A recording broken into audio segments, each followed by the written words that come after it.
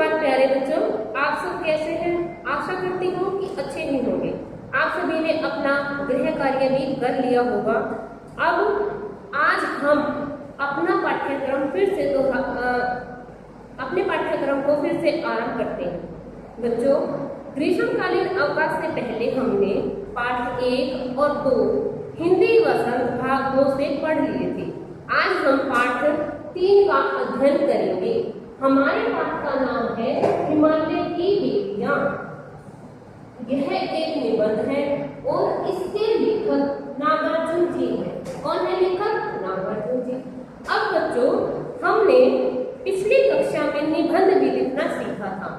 निबंध लिखने के लिए हमें यह पता होना चाहिए कि हमारी जो भाषा है वो कैसी है, किस प्रकार के शब्दों का हमें उसमें प्रयोग करना है और निबंध में कम से कम 150 से 200 शब्दों का प्रयोग किया जाता है। एक अच्छा निबंध लिखने के लिए हमें पहले से ही अपने शब्दों का चयन कर लेना चाहिए। अब आज हम यह निबंध पढ़ेंगे, हिमालय की बेटियां। हिमालय की बेटियां। हिमालय कौन है? हिमालय एक पर्वत का नाम। कहाँ है ये पर्वत? हमारे उत्तर भारत में हिमालय पर्वत स्थित है, जो हमें हमारी रक्षा बाहरी क्षेत्रों से करता है। हिमालय की बेटियां। बेटियां किसे कहा गया है?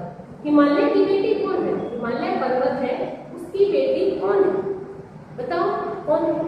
उसकी बेटियां लेखक ने नदियों को कहा है। किसे कहा है? नदियों को।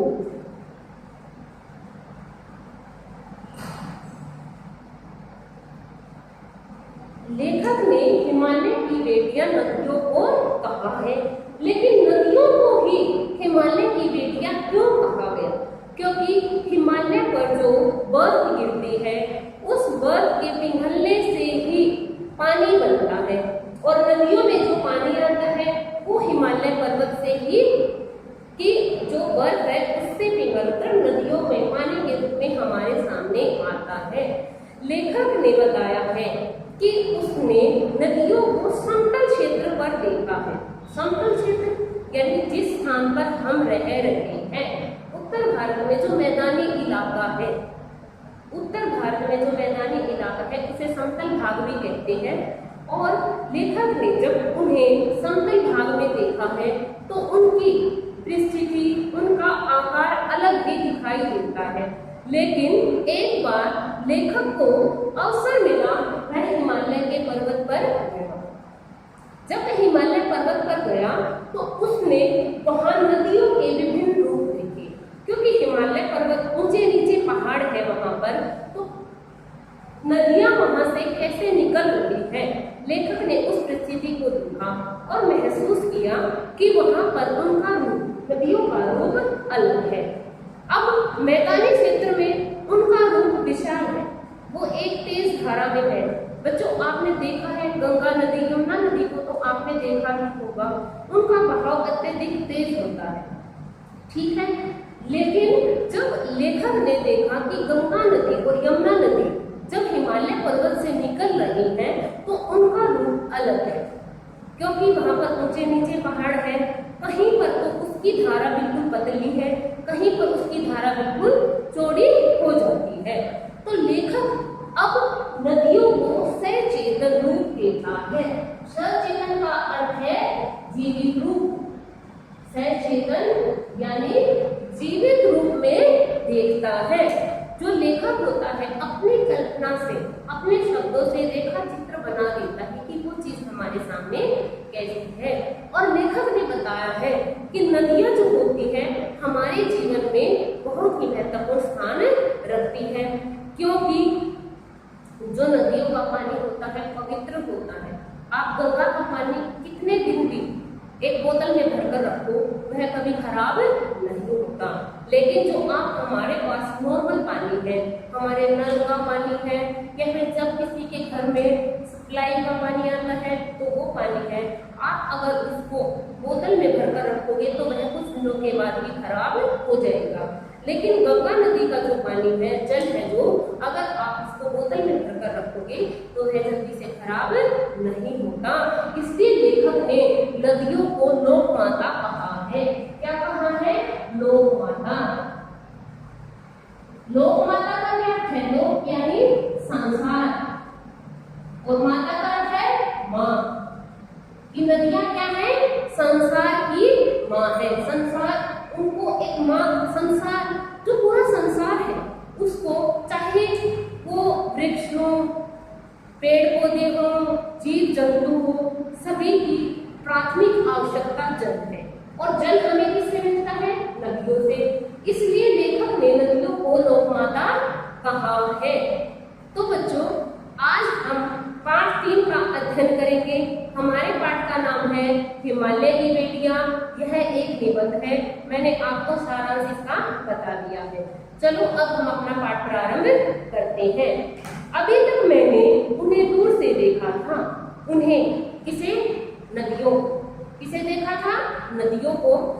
लेखक कहता है कि अभी तक मैंने उन्हें सिर्फ दूर से देखा था, पास में जाकर कभी नहीं देखा था। दूर से मुझे वो बहुत ही कैसी लगी? बड़ी गंभीर, शांत, अपने आप में खोई हुई सी लगती थी। कि लेखक को दूर से वो नदियां कैसी लगती थी? बड़ी गंभीर, यानी कि बिल्कुल शांत स्वभाव की, गंभीर स्वभाव की और अपने आप में खोई हुई सी लगती थी। अपने आप में खोई हुई सी यानी कि जैसे कोई अपने आप से ही बातें कर रहा हो। सम्राट महिला की भांति वे प्रतीत होती थी। सम्राट यानी सब है, एक अच्छे विचारों वाली। कि अब लेखक ने नदियों को एक महिला के रूप में व्यक्त किया है। और महिला के जो एक औरत होती है उसके विभिन्न रूप होते हैं। किसी के साथ उसका रिश्ता बेटी का होता है, किसी के साथ उसका रिश्ता बहन का होता है, किसी के साथ उसका रिश्ता पत्नी का होता है, किसी के साथ उसका रिश्ता प्रेमिका का होता है। कोई नानी लगती है, मौसी लगती है, दादी लगती है। तो औरत के विभिन्न रूप हैं। लेखक ने नदियों को एक औरत के रूप में वर्णित किया है। कि लेखक को वह कैसी लगती थी? सम्राट महिला। सम्राट यानी बिल्कुल सभ्य विचारों वाली, अच्छे विचारों वाली महिला लगती थी। उनके प्रति मेरे दिल में आदर और श्रद्धा के भाव थे।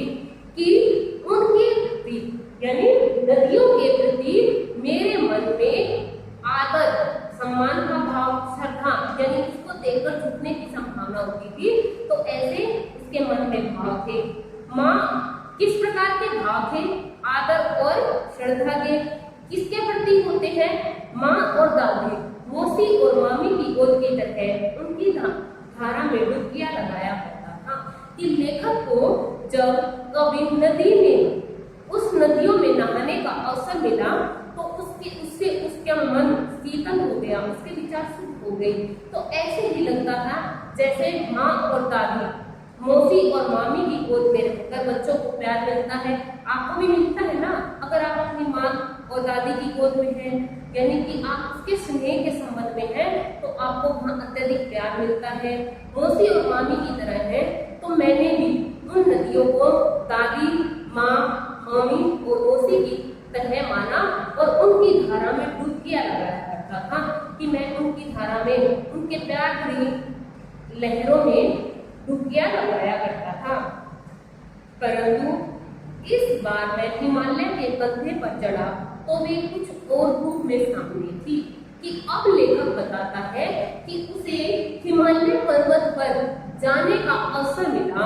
अब यहाँ लेखक ने हिमालय पर्वत को एक व्यक्ति के रूप में वर्णित किया है। कि जब लेखक उसका वर्णन करते हुए कहता है कि जब मुझे हिमालय के कंधे पर चढ़ने का अवसर मिला, यानी कि जब वह हिमालय पर्वत पर गया तो तब उसे वो नदियां, जो नदियां उसे दादी, माँ या मौसी के जैसी लगती थी, उनसे अलग ही रूप में दिखाई दी। मैं हैरान था कि यही दुबली पतली गंगा, यही यमुना, यही सतलुज समतल मैदानों में उतरकर विशाल कैसे हो जाती है। कि अब मैं बिल्कुल हैरान था, चकित था, आश्चर्य में था कि जो हमें मैदानी क्षेत्र में दुबली और पतली गंगा दिखाई दे रही है, यमुना दिखाई दे रही है, यही विशाल मैदान में जाकर, समतल मैदानों में जाकर कितनी विशाल, विशाल यानी बड़ी, कि हिमालय पर्वत पर उससे बिल्कुल पतली, कहीं पतली धारा, पहाड़ों में तो धारा उसकी है, नदी की जो धारा है पतली धारा दिखाई दे रही है, लेकिन जब वो मैदानी इलाकों में आती है, समतल यानी मैदानी इलाकों में आती है, जैसे आपने देखा होगा गंगा जो नदी है बहुत तेज धारा है उसकी, कितनी विशाल लगती, कितनी बड़ी लगती है। तो हैरान था लेखक कि वहां पर मैदानी इलाकों में तो वो बहुत बड़ी विशाल है, लेकिन हिमालय पर्वत पर वो क्या है, बिल्कुल पतली धारा में है। इनका उछलना और कूदना, खिलखिलाकर लगातार हंसते जाना, इनकी यह भावभंगी, इनका यह उल्लास कहाँ गायब हो जाता है मैदान में जाकर। कि लेखक कहता है कि जो ये नदियां हैं पहाड़ों में इतनी उछल कूद करती हुई चलती है, कैसे चल रही है, उछलती हुई कूदती हुई, उनका शोर लेखक को ऐसा लगता है कि जैसे वो खिलखिलाकर हंस रही हो, खिलखिलाकर यानी बिल्कुल जोर जोर से हंस रही हो। उनकी यह भावभंगी, इनका यह उल्लास, उल्लास यानी खुशी, उनकी भावभंगी, उनकी यह मुद्रा देखकर, उनका यह रूप देखकर, उनकी यह खुशी देखकर लेखक को लगता है कि मैदानी क्षेत्र में जाकर, क्योंकि मैदानी क्षेत्र में, समतल क्षेत्र में वो क्या होती है, एक लहर में तेज बहाव से बहती रहती है, लेकिन वहां पर वो उछलती रहती है। लेखक को लगता है कि वो ठहाके लगाकर खुशी से हंस रही हो। तो उनकी वो जो खुशी है मैदानी क्षेत्र में जाकर कैसे खत्म हो जाती है। किसी लड़की को जब मैं देखता हूँ, किसी कली पर जब मेरा ध्यान अटक जाता है, तब भी इतना कौतूहल और विस्मय नहीं होता जितना कि इन बेटियों की बाल लीला देखकर। कि अब लेखक यह कहता है कि जब मैं अब लेखक यहाँ पर थोड़ा सा रोमांटिक हो गया है और बताता है कि जब मैं किसी लड़की की तरफ देखता हूँ तो मुझे ज्यादा खुशी नहीं होती, कोई भी जिज्ञासा उत्पन्न नहीं होती, लेकिन जब मैं किसी कली को देखता हूँ, कली जब फूल खिलता है तो फूल का पहला रूप होता है कली। कली देखो कितनी आकर्षित करती है सभी को अपनी तरफ, सुंदर इतनी होती है कि अपनी तरफ सभी को आकर्षित करती है। कि जब मेरा किसी लड़की पर या फूल की कली पर ध्यान अटक जाता है, यानी कि उस तरफ मैं आकर्षित हो जाता हूँ, तब भी मुझे इतना कौतूहल और विस्मय नहीं होता, कि मेरे मन में इतनी जिज्ञासा तब भी उत्पन्न नहीं होती और न ही कोई हैरानी उत्पन्न होती है, जितना कि इन बेटियों की बाल लीला देखकर। बेटियां किसे कहा है, बेटियां नदियों को, कि जितना हिमालय की इन बेटियों को देखकर, कौन सा रूप, बाल रूप। लेखक ने बाल रूप इसलिए कहा है क्योंकि पहाड़ों से नदियां निकल रही हैं और उसे वहां पर देखने का अवसर प्राप्त हुआ है। और मैदानी क्षेत्र में उसमें उसका युवा अवस्था का वर्णन किया है, कि लेखक ने मान लिया है कि वहां से नदियों का जो उद्गम स्थल है वहां पर उनका बाल रूप है, यानी बचपन का जो रूप है वो प्रदर्शित होता है, लेकिन मैदानी क्षेत्रों में आकर वह एक युवती का रूप धारण कर लेती है, तो इसलिए वो वहां पर शांत हो जाती है। बच्चों, आशा करती हूँ कि यहाँ तक आपको समझ में आ गया होगा। आगे का भाग मैं बाद में बताऊंगी। अगर यहाँ तक आपको कोई भी समस्या है, कोई भी परेशानी है, तो आप मुझसे कमेंट सेक्शन में लिखकर पूछ सकते हैं। और एक बात का ध्यान रखें, पाठ आपको अच्छे से पढ़ना है, क्योंकि हम दो तरह के गद्यांश करेंगे। एक अपठित गद्यांश। अपठित गद्यांश क्या होता है, जिसको हमने पढ़ा हुआ नहीं है, ठीक है। और एक होता है पठित गद्यांश। हमारे पेपर में पठित गद्यांश पाठ के अंदर से ही आएगा और 6 नंबर का होगा। उसमें से 2 प्रश्न यहाँ पर से ध्यान से पूछे जाएंगे। पाठ का नाम बताओ, क्या नाम है पाठ का, हिमालय की बेटियां। और लेखक का नाम बताओ, लेखक का क्या नाम है, नागार्जुन। तो 2 प्रश्न आपके यहाँ से पूछे जाएंगे, इसलिए आपको पाठ को अच्छे से पढ़ना है, पाठ का नाम और लेखक का नाम भी याद करना है। जैसा कि आपको मैं उदाहरण देकर बताती हूँ कि हमने प्रथम गद्यांश आपको दे दिया, फिर उसने पूछा कि लेखक ने नदियों को किस को दादी, माँ, मौसी, मामी आदि अनेक रूपों में देखा है। लेखक ने कहाँ जाकर नदियों के बाल रूप को देखा है? लेखक ने हिमालय पर्वत पर जाकर नदियों के बाल रूप को देखा है। आशा करती हूँ सब समझ गए होंगे। अगर अब भी कोई प्रॉब्लम है तो आप कमेंट सेक्शन में लिखकर